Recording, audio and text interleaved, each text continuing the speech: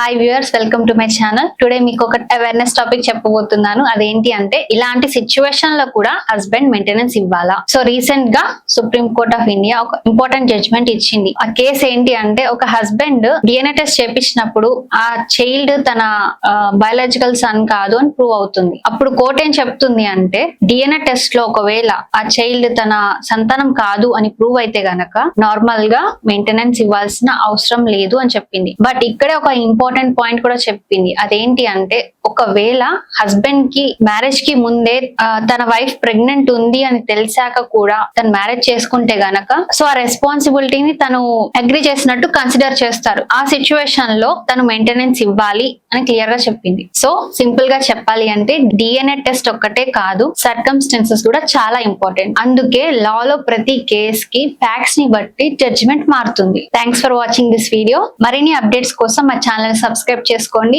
ఈ వీడియో కనుక మీకు నచ్చినట్లయితే లైక్ అండ్ షేర్ చేయండి.